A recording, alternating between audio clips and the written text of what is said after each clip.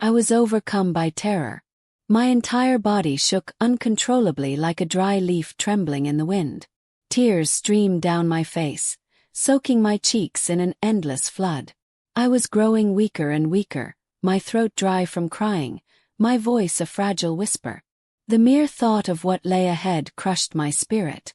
I didn't know what fate awaited me, and the uncertainty of whether I could even endure it made me feel as if my very soul was unraveling. How long would I have to endure this torment? Had no answers. All I knew was that I was trembling, desperate for any way out. I had tried everything, pleading, begging, crying out for help. My hands and feet had been bound in the chains of desperation, and I had thrown myself at the mercy of anyone who might listen. But I soon realized that no one here had mercy to spare. The more I begged, the more they seemed to revel in my suffering.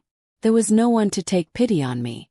My cries fell on deaf ears, and my own helplessness engulfed me like a dark shadow. The grief and pain tore at my chest, leaving me clutching at straws, trying to think of some way, any way to escape. But no matter how hard I tried, my thoughts led nowhere. Then I heard it, the sound of a door opening. My body stiffened instantly, every nerve in my being on edge. I knew who it was. I knew exactly what was about to happen. This was the man I had been prepared for tonight. Tonight I had been dressed up, adorned with heavy jewelry, and placed here, not for my husband, not in some family home, but in this dreadful place. Brothel. And this man walking through the door was my first client. I had been decorated like a bride, though my wedding was a mockery. Each detail of my outfit, from the ornate dress to the glittering accessories, had been carefully chosen, not for me to cherish, but to lure this man closer. My very existence had been reduced to this moment, a commodity to be sold. For any girl, being brought into such a world is a cruel, unbearable reality. To be stripped of dignity and treated as a mere object is devastating. But for me it was even more nightmarish. The difference was my age. I was barely 14. Just a few days ago, I had been forcibly brought here. Those initial days were filled with my desperate attempts to escape. I had clawed and fought, screamed and cried. But each attempt to flee only led to more punishment. I was beaten severely the very first day, left with bruises that turned my body into a map of pain. The injuries were so bad they confined me to a locked room for several days, delaying the inevitable. Had I not been so injured, I might have been presented to a client on the very first night. In those days of isolation, I had thought perhaps I could stay hidden, that my battered body would buy me some time. But that time was limited. I was a commodity, and every passing day was a loss of revenue for the woman who ran the brothel. She waited just long enough for my wounds to fade before preparing me for the clients who had already lined up. I was young, far too young, and that only increased my value in her eyes. My age and my innocent features drew more attention than she could have hoped for, and the thought of all the money she could earn off me made her practically gleeful. And now the day had come. I heard footsteps approach, slow and deliberate. My body stiffened, my breath caught in my throat. I squeezed my eyes shut as if that would somehow shield me from the horrors about to unfold. If I couldn't see him, perhaps I could pretend he wasn't there. Deep down I knew this was futile. Closing my eyes wouldn't change anything. He came closer, his presence filling the room with an oppressive weight. He sat down beside me and I could feel his breath, hot and heavy, on my skin. Then, without warning, he grabbed my arm, his grip like a vice, and pulled me toward him. My eyes flew open. I had to see who this monster was. Before me sat a man well past his prime, easily in his 60s. His eyes gleamed with a sickening blend of lust and cruelty. He was old, his face lined with age, yet his gaze was predatory, the very embodiment of hunger and desire. There was no trace of kindness or humanity in his expression. I felt as though I were staring into the eyes of a beast ready to devour me whole. I tried one last time to plead for mercy. My voice, though weak, carried every ounce of desperation I had left. I begged him to let me go, to spare me this humiliation. But my words were met with silence, Or worse, with a cold indifference that sent shivers down my spine. He didn't care about my tears or my cries. My pleas only seemed to fuel his twisted satisfaction. What happened next is something I cannot fully put into words. The pain, the degradation, the loss of self. It was more than my young heart could bear. It was a violation of not just my body but of my soul. In that moment, I felt myself fragment, as if pieces of me were breaking away, never to be recovered. I became an object, a lifeless doll for his amusement. The betrayal of my own body, the utter powerlessness, left scars deeper than any physical wound. I had been reduced to nothing, and as the night dragged on, I realized that my life was no longer my own. He showed no mercy. Without even a pause, he tore at me like a wild animal. The brutality of his actions was beyond anything I could bear. I screamed and cried out in pain, but my pleas only seemed to inflame his savagery. Each cry that escaped my lips seemed to fuel his monstrous fervor. The more I struggled, the more fiercely he attacked, as if my resistance only excited him further. He left no part of me untouched by his violence, stripping away not only my dignity but the very will to keep fighting. It wasn't until my body went limp from exhaustion, my mind teetering on the edge of consciousness, that his cruelty finally subsided. When I could no longer resist, when my cries faded into silence and my body could do no more than shiver in pain, he finally pulled back. He sat at a distance now, watching me as I lay there, broken and defeated. My entire being trembled uncontrollably. I couldn't move. I couldn't think. It felt as though my life had ended at that very moment. As I lay there, I prayed that it truly was the end. After enduring such torment, I no longer wanted to live. The fear of what might come next was too much to bear. I couldn't imagine how I would face another day, another night. My body ached with fresh wounds, and my soul felt as if it had been ripped apart. This was only the beginning. I had no idea what more I might have to endure. The night was not yet over, and I knew he intended to stay until morning. That realization alone was enough to send waves of terror crashing through me. I could feel my heart racing, pounding painfully in my chest. He had paid for the entire night, and his demeanor made it clear that he wasn't going anywhere. He wasn't finished with me. He was waiting to take everything from me again and again, and there was nothing I could do to stop him. The thought of more suffering, more degradation was unbearable. I prayed silently, desperately. I begged for deliverance from this nightmare. Please, I thought, let something intervene. Let me die here so I don't have to endure another moment of this humiliation. Even now, I didn't understand what I had done to deserve this punishment. What crime had I committed that led me here? My mind raced back to my home, to my parents. I could see their faces in my memory, hear their voices in my head. I knew they must be worried sick, searching everywhere for me. They could never have imagined their innocent young daughter in such a place. They couldn't possibly fathom that I had become trapped in this hell, reduced to a living corpse whose dignity had been stripped away. I was no longer a person, I was a broken thing. My life as I had known it was gone. I wanted nothing more than for my parents to find me. Even if it meant facing the shame, enduring the judgment of others, I wanted them to come and take me away from this wretched place. I didn't care about the gossip or the whispers that would follow me for the rest of my life. Anything was better than the torture I was enduring. Anything was better than being alone in this abyss. As I lay there, praying for some miracle, my eyes drifted to the man. To my horror, I saw him watching me.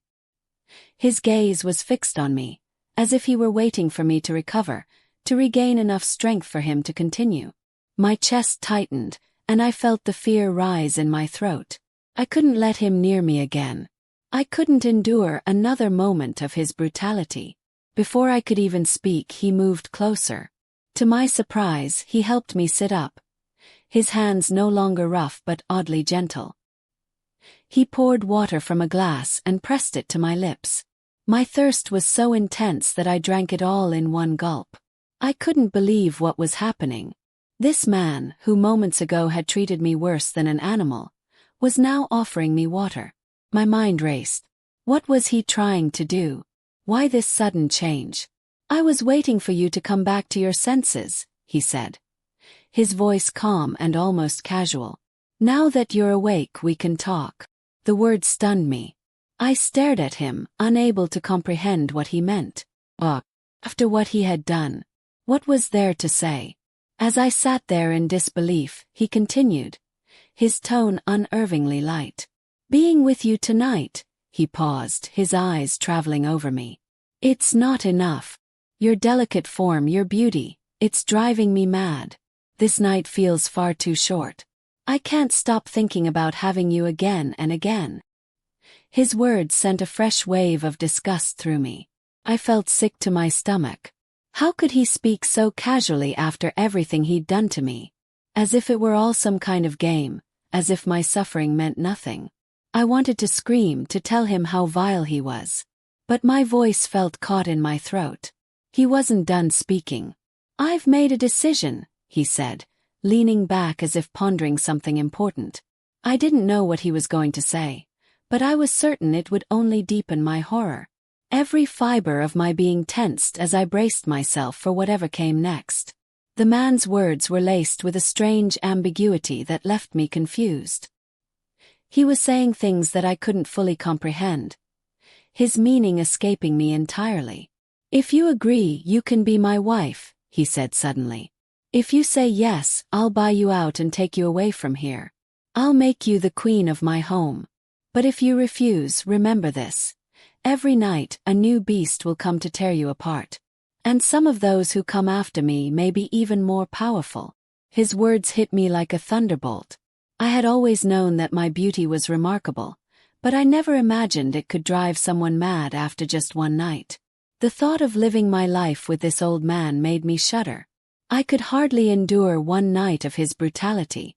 How could I spend every night for the rest of my life as his prey? Still, his words carried weight. He was old, but if even he had left me in such a state of despair, what would those who came after him do? What kind of horror awaited me if I said no? The idea of becoming a plaything for countless men was unbearable. Perhaps it was better to belong to one man, no matter how cruel he might be, than to be passed from one to another, night after night. If I married him, maybe, just maybe, he wouldn't treat me as harshly. With trembling resolve, I agreed, my voice barely audible. I lifted my eyes toward him, clinging to a small sliver of hope. As soon as I said yes, a sly smile spread across his face. "Wait here," he said before leaving the room. A few minutes later, the brothel's madam came in, her expression a mix of frustration and unease. "Well, you're lucky, I'll give you that," she muttered. "Your buyer showed up on your very first night. That old landlord must have taken quite a liking to you. He's paying a price I could never have dreamed of. Normally, I'd be thrilled to get what he's offering, but I had plans for you. Big plans. Unfortunately, I can't refuse him. If I did, it would mean trouble for me. No choice but to let you go." Though she grumbled, her words barely registered with me. I was too overwhelmed with relief to care. Could it be true? Could my prayers have been answered so quickly? Had God heard my cries and given me a way out of this hell? Even if it meant becoming this old man's property, the thought of escaping this nightmare was enough to make my heart soar. I felt a spark of hope ignite within me. Without wasting a moment, I gathered what little strength I had and followed the old man out of the brothel. A flicker of optimism took root in my heart. Perhaps my future could be better. Maybe I could find some measure of peace, a life that didn't involve being used and discarded. I clung to that hope as I left, not realizing that the freedom I thought I had found would be tragically short-lived. The old man married me, and for a brief moment, I allowed myself to believe that my suffering was behind me. But I was wrong. Soon after our wedding, his true nature revealed itself. Whatever fleeting hope I had was crushed under the weight of his cruelty. The reality of my situation became painfully clear. He hadn't married me to offer me comfort or safety. He had claimed me entirely for his own purposes, subjecting me to a new kind of torment that I had never imagined possible. His treatment left me broken, both physically and emotionally. The way he tore into my very being left me shattered. I realized then that I hadn't escaped a nightmare. I had only entered another. His behavior stripped away the remnants of my dignity, leaving me with scars that ran far deeper than my skin. I had never expected kindness from him, but his level of brutality was beyond anything I had prepared myself for. Each day brought new anguish, and the wounds he inflicted were more than I could bear. I started to think that death would be preferable to this existence. Yet, even though I wanted to end it all, I lacked the strength. After everything I had endured, I couldn't bring myself to seek a forbidden escape through suicide. I was trapped, not just in his home, but in the relentless cycle of abuse he subjected me to. The fleeting moments of hope that had carried me out of the brothel now seemed like a cruel joke. My reality was darker than I had ever imagined, and I had no way out. In that moment, I finally understood the reason behind the injustice I had suffered. That old man's cruel actions stemmed from a chain of events that had begun long before he entered my life. There were 3 of us siblings, 2 sisters and a younger brother. Once upon a time, our home had been filled with happiness. We had a comfortable life, with no shortage of money or any other necessities. Our parents showered us with love and attention. My father in particular never made us feel less valued because we were girls. He treated us with immense affection, and our family was thriving. But something changed, something that felt like the result of an evil eye cast upon our good fortune. Suddenly everything fell apart. My father's business was hit with a devastating betrayal. Someone he trusted deceived him, and overnight, he found himself drowning in debt. The amount was staggering, millions. Even if my father sold our house, our small piece of land, and every bit of our savings, it still wouldn't be enough to pay it all back. The creditors began to circle like vultures, their threats becoming more sinister with each passing day. This weight of debt and the constant harassment took a terrible toll on my father. The stress made him sick, and we could see him growing weaker. Fear etched deep lines into his face, and his once strong demeanor crumbled under the pressure. In moments of crisis, one often turns to family for support. But when we needed them most, our extended relatives turned their backs on us. Instead of standing by us, they distanced themselves. The very people we thought would help us weather the storm left us to fend for ourselves. My father's health continued to deteriorate as he desperately sought a solution. He went from bank to bank, applying for loans, only to be met with rejection at every turn. The situation became increasingly dire. Finally, one day, I overheard my father telling my mother that there was only one way out. He said it as if it were the only option left, though he didn't elaborate. My mother tried to stop him, begging him to reconsider, but he refused to listen. I didn't understand what he meant at the time. His words were vague, and my young mind couldn't grasp their weight. All I knew was that later that evening, my father returned home looking more relieved than he had in months. He announced that the debt issue had been resolved. My mother seemed unsettled, but I was too young to question what was happening. At just 13, I was still caught between childhood naivety and the confusion of adult problems. My older sister, who was 16, was equally unsure of what was going on. We both attended school, she was in college, and I was in the last years of middle school. Our younger brother was still in primary school, blissfully unaware of the turmoil around him. For a brief moment we thought the storm had passed. We believed our father's words and assumed that everything would return to normal. But my parents' expressions told a different story. Their faces remained drawn, their eyes haunted.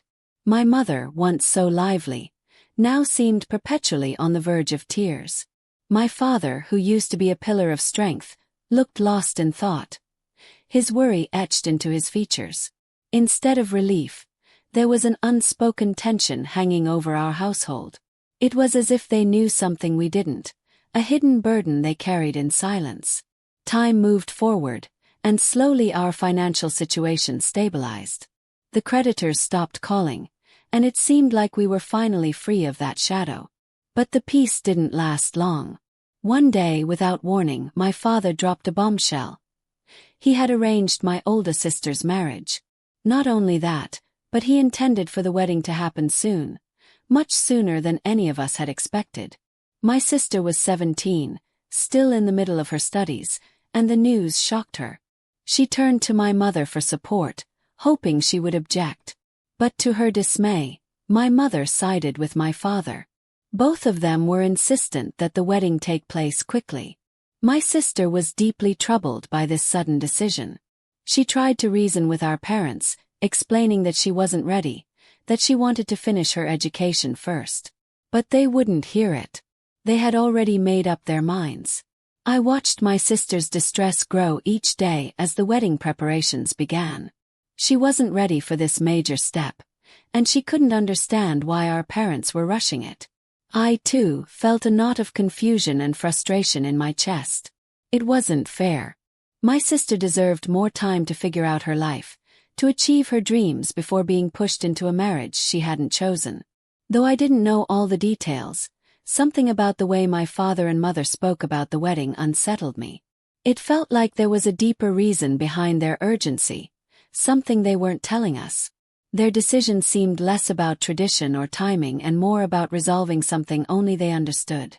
While my sister reluctantly prepared herself for this unwanted union, I couldn't shake the feeling that there was more going on beneath the surface. I was still too young to fully grasp the complexities of our family's situation. I couldn't piece together why our parents were acting the way they were. My sister, as the eldest, bore the brunt of their decisions, and her unhappiness weighed heavily on me. Despite my anger and confusion, I remained silent. I had no choice but to accept their judgment and try to support my sister as best I could, even as my heart ached for her. The day of her wedding loomed ever closer, and we all moved forward, unable to change the course that had been set. I was puzzled by the sudden rush for my sister's wedding. Why the haste? Why now? But amid the confusion, I also felt a sense of joy. After all, this was a wedding, my sister's wedding. There would be celebrations at home, a bride in the family, the festive atmosphere of a marriage ceremony. In my heart, I began planning every detail. I imagined colorful decorations, vibrant gatherings, and traditional festivities. But nothing I envisioned ever came to pass. There were no grand preparations, no family gatherings, no music or celebration. Instead, one day, without much fanfare, my sister was quietly married to a handsome young man. The wedding came and went in silence. The moment she left our home as a bride, a weight seemed to lift from my parents' shoulders. They no longer appeared burdened or preoccupied. For the first time in a long while, I saw them relax. Their faces, which had been etched with